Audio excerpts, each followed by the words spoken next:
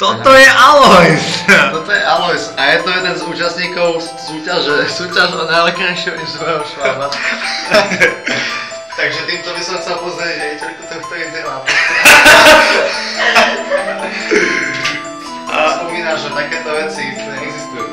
Presne tak a chceme jej povedať, že tento náš výplov fantázie sa drží celkom v pohode. Má krásne tykadlá, 6 nôh,